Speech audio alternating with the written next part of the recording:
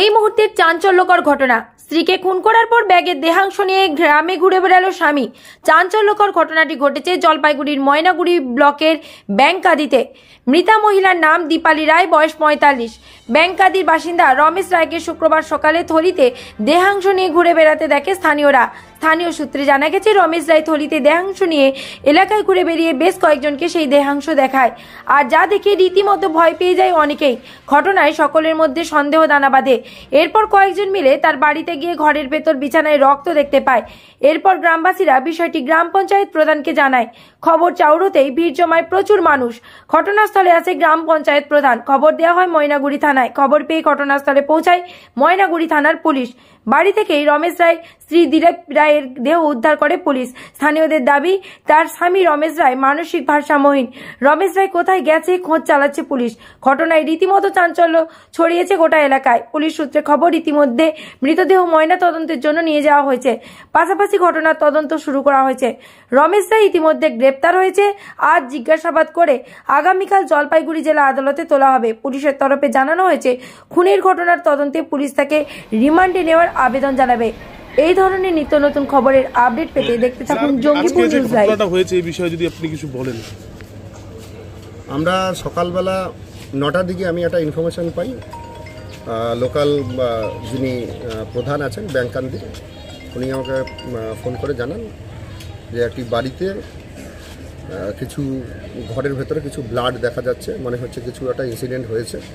তো সঙ্গে সঙ্গেই আমাদের সমস্ত টিম নিয়ে, পুলিশের আমাদের সমস্ত অফিসার ফোর্সদের নিয়ে ওখানে যাই, যেহেতু ব্লাডের একটা ব্যাপার আছে, অন্য কিছু হতে পারে। গিয়ে আমরা দেখতে পারি ঘরের ভেতরে প্রচুর ব্লাড রয়েছে। ধীরে ধীরে আমরা গিয়ে দেখতে পারি একজন ভদ্রমহিলা সেখানে পড়ে আছে রক্তাক্ত অবস্থায়, এবং তার শরীরে কিছুটা অংশ কাটা আছে। এই ইনফরমেশনটা ওটা যখন আমরা পাই, তারপরে সেখান থেকে কিছুটা গ্যাদার করি কি হতে পারে। তা সেখান থেকেই পাই যে ওনার স্বামী রমেশ রায়, সে সম্ভবত তার স্ত্রীকে মার্ডার করে তার দেহের কিছুটা অংশ নিয়ে সে বাইরে বেরিয়ে গেছে। তার একটি ছেলে এবং একটি মেয়ে আছে যারা এখানে থাকে না। মেয়ের বিয়ে হয়ে গেছে, ছেলেও বাইরে কাজ করে। আমরা সঙ্গে সঙ্গেই সেই লোকটিকে খোঁজার জন্য চতুর্দিকে লোক লাগিয়ে দেই, এবং আমাদের যারা টিমের মেম্বার আছেন প্রত্যেকেই এর পেছনে ছোটা শুরু করি। বডি আমরা পোস্টমর্টমের জন্য পাঠিয়ে দিই, এবং কিছুক্ষণের মধ্যেই, ঘন্টা 2.5-3 মধ্যে ইনফরমেশন পাওয়ার ঘন্টা 2.5-3 মধ্যেই আলটিমেটলি আমরা সেই লোকটিকে ধরতে পারি। সিঙ্গিমারির কাছাকাছি একটি জায়গায় সে একটা বাঁশঝাড়ের ঝোপের ওখানে লুকিয়েছিল। আমরা ওকে অ্যারেস্ট করি, এবং ওর কাছ থেকে যে সমস্ত কিছুটা আমরা শরীরের একটা অংশ, সেই অংশটাও আমরা রিকভারি করি এবং সেগুলো সিজও করি। সেটারও আমরা ফার্দার আমরা প্রসেস করছি। আমরা মার্ডার উইপনও আমরা পেয়েছি, আমরা গোটাটাই পেয়ে গেছি। পাড়া প্রতিবেশীর সঙ্গে যেটা কথাবার্তা বলে যেটা বোঝা গেছিল যে স্বামী স্ত্রীর মধ্যে সম্পর্ক খুব একটা খারাপ ছিল না। ভদ্রলোক বাইরে কোনো লোকজনের সঙ্গে খুব বেশি মিশত না, মাছ মারত, এবং কারোর কাছ থেকে যে কিছু হেল্প নেওয়ার বিষয় বা কোনো কিছু সেই সমস্ত বিষয়ে উনি এগিয়ে আসতেন না। এটা পাড়া প্রতিবেশীর কাছ থেকেই আমরা জানতে পেরেছি। এবার সেই ভদ্রলোককে আমরা আরও জিজ্ঞাসাবাদ করব, জিজ্ঞাসাবাদ করে এর মোটিভ কী আছে, কেন মেরেছিল সেটা আমরা বের করতে পারছি। কখন নাগাদ এটা হয়েছে বলে মনে হয় স্যার? এটা আপনার পোস্টমর্টমেই বোঝা যাবে কত আগে হয়েছে, তবে আর্লি মর্নিংয়ে এটা হয়েছে। আমরা অনুমান করছি আর্লি মর্নিংয়ে হয়েছে এই ঘটনাটা ঘটেছে। স্যার গলা কাটা ছিল নাকি? এটা শরীরে বিভিন্ন অংশ কেটেছিল এবং বুকের কিছুটা অংশ কাটা ছিল, যেই কাটার ফলে সেখান থেকে কিছুটা অংশ বের করে নিয়েছে। স্যার প্রিলিমিনারি কী মনে হচ্ছে?